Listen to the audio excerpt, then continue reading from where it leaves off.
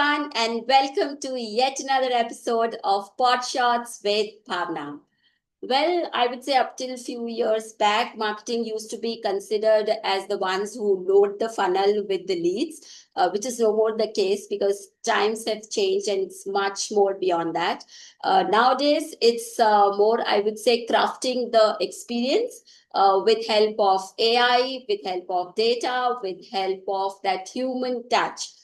Today, actually, I'm even more excited because the conversation which I'm going to have is with international guest who would be joining me in short while from now. He comes with a very rich experience, and I would say he's a true global leader into marketing. And the one I could say he's an international voice for all those companies who are everywhere into AI, into marketing, into strategy. And he comes with a huge experience of more than 3 decades into revenue marketing. And he's the one who has been actually proving that marketing can be the ultimate growth engine for any organization. So I actually cannot hold more to bring him up. So allow me a moment till I bring him up on the screen for all of us.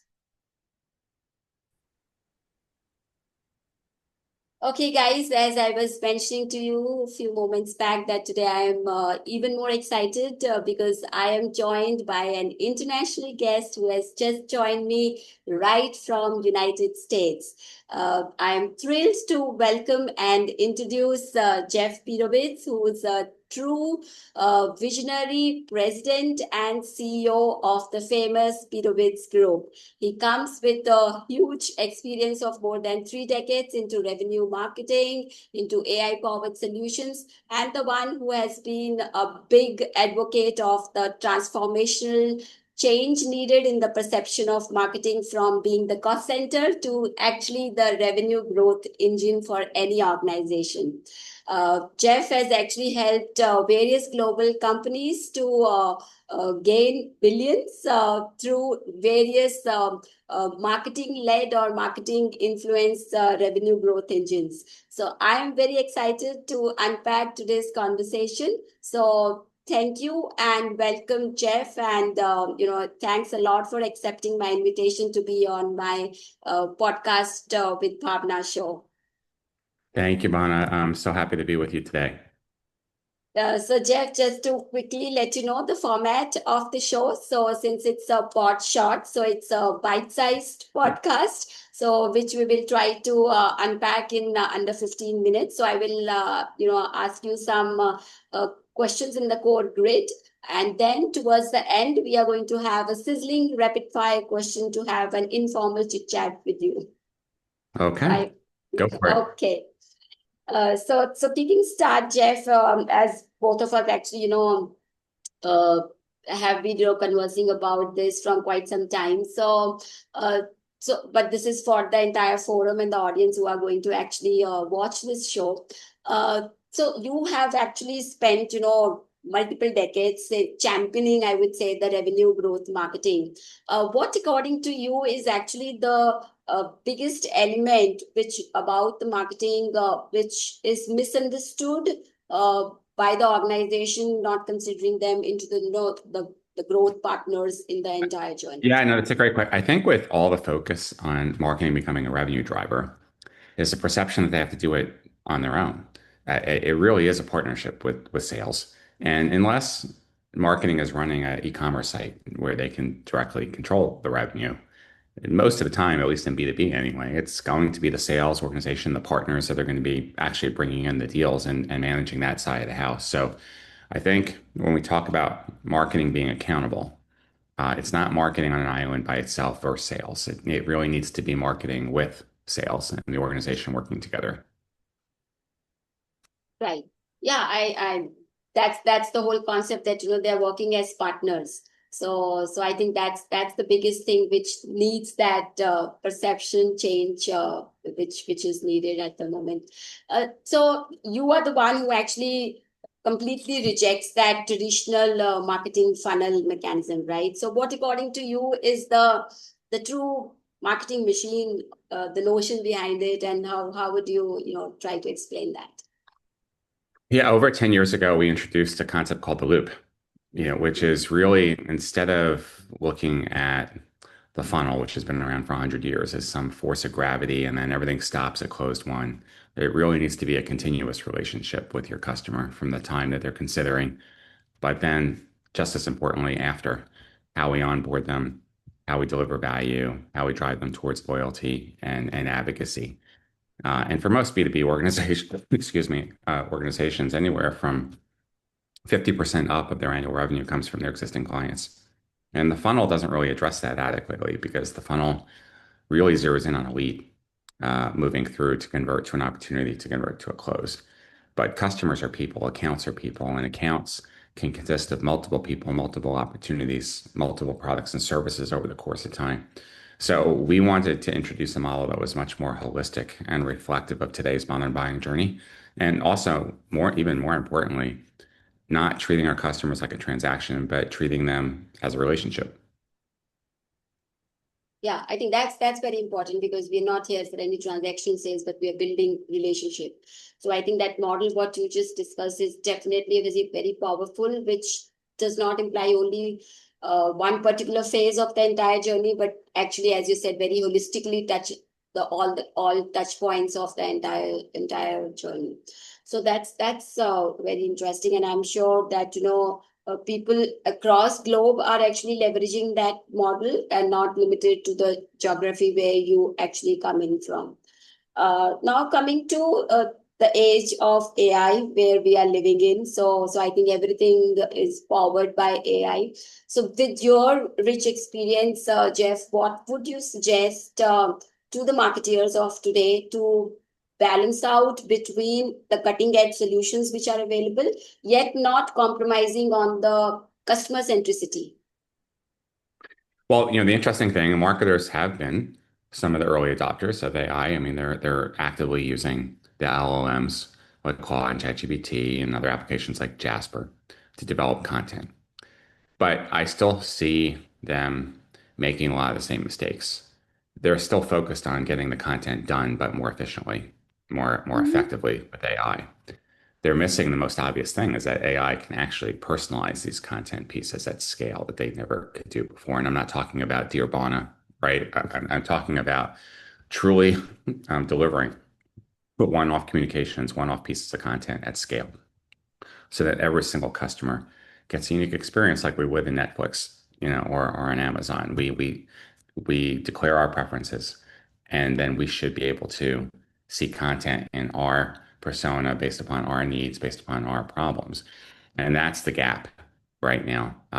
Even before we get into all the advanced use cases of AI, we're still very much in the first inning. I think it's a very relevant point which you have raised, that number one is that we have to accept that there's still a gap, that we are not yet there.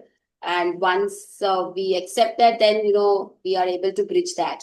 So I think having a lot of hyper personalized thing based on a lot of customer behavior on every channel is something which really matters the most. So coming to the next bit is from folks to boardrooms. So where do you see the next disruption in AI coming in the future? Especially Well, in the, it's here now. It's here now. I mean, I it's think yes, that we've talked for years about the revenue marketing journey, and we just put out our revenue marketing index last month, and which found that 80% of the market still hasn't come close to being revenue marketing.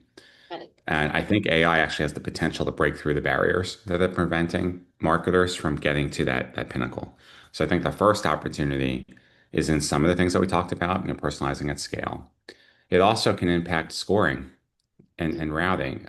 Today's scoring has been done the same way for 20 years manually. 10 points for this, 5 points for that. It was the best we had, so it was better than nothing. But those models often get outdated and miss just hundreds of data points. AI can now do this instantly, gather in all different kinds of intelligence from both inside and outside the enterprise, and actually predict with much greater certainty than a human could or a salesperson about what opportunities are best targeted. So whether it's better content, better scoring, better decision making, for executives to be able to plan better, execute better. The opportunities are endless for marketers to break through.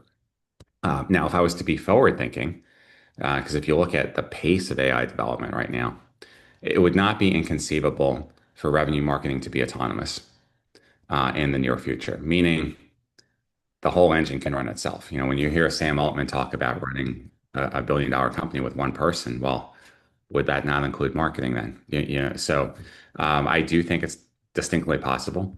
We are already seeing with our experimentation, AI driven or human plus AI developed content and campaigns are significantly outperforming our best work that we've ever done.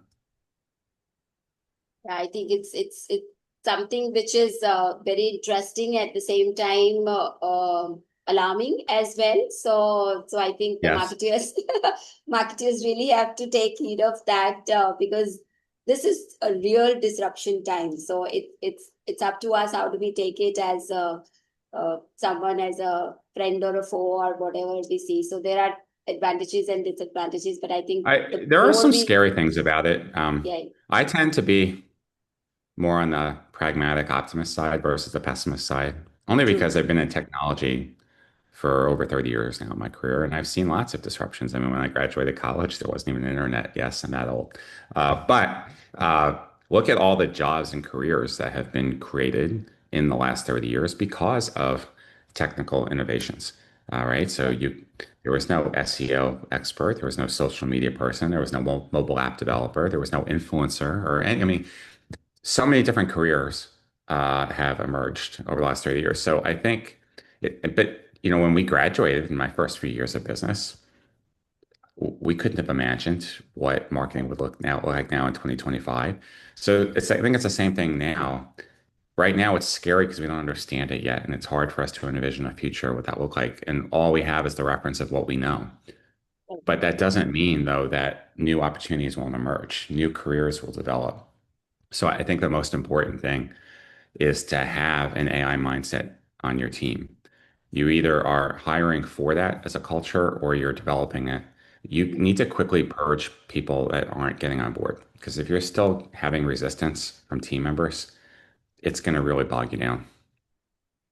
Well, I think I can't agree more to this. You have actually kind of covered something which I was going to ask you in my next question, because I mean, it's up to us whether we see AI as, I mean, it's not a complete replacement of the human beings, but it's an evolution where each one of us have to upskill and upgrade ourselves to match the pace with which it is going. So the faster we do, the better for each one of us. So it's just continuing to that. I mean, what according to you would be your advice to the marketing leaders who are making their teams future ready? What is that point they should actually embrace right now for themselves as well as their teams for future? I think what I just said, having that AI mindset and really just be change oriented. Now, because in the past 15 years, marketing was starting to develop like specialists. Right. And I think we almost have to get back to generalists, people that are savvy and can be quickly adaptable because the tools and the tech is changing rapidly. The channels are starting to adjust.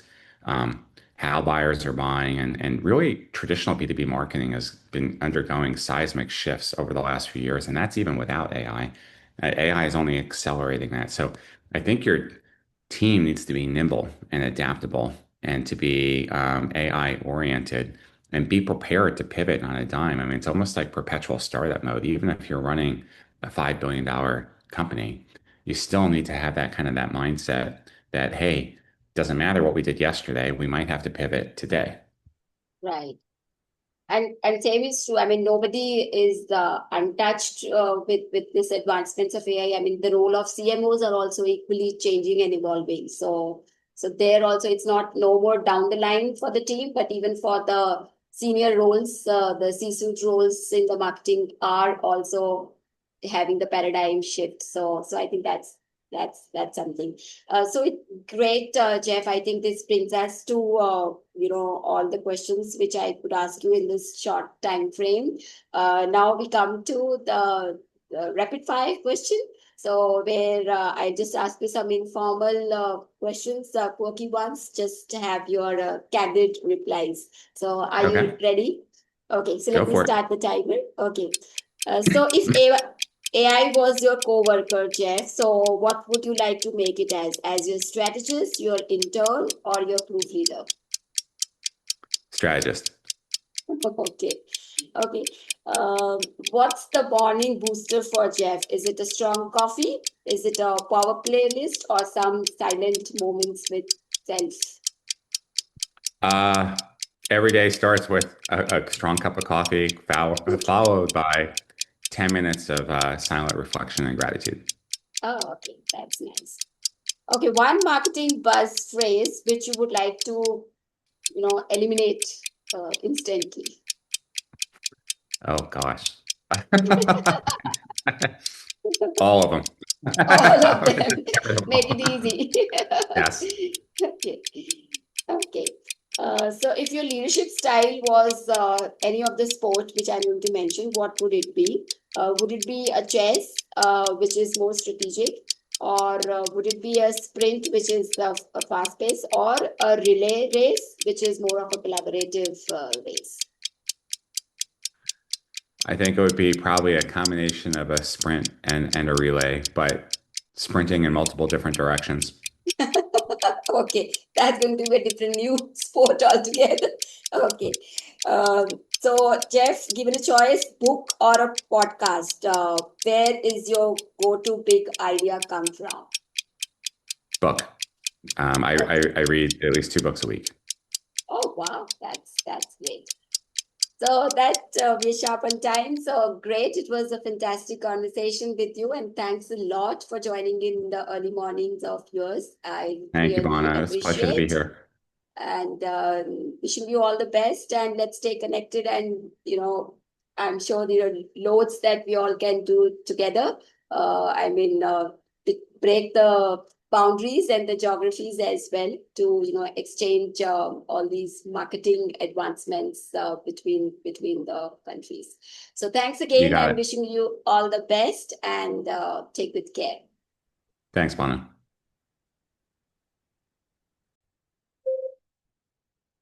Okay, guys, so this was a great, insightful conversation with Jeff. I'm sure he gave such a wonderful perspective from the global point of view. And I think he emphasized enough on the need of all of us adapting to the AI and the kind of dynamic changes it wants us to adapt and adopt as soon as we can.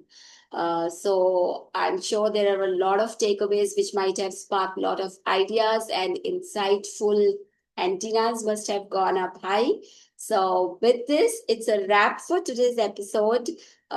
Take very good care of yourself and your loved ones till I meet you next Friday on yet another episode with yet another industry leader on Podshots with Bhawna. Till then, take good care and signing off.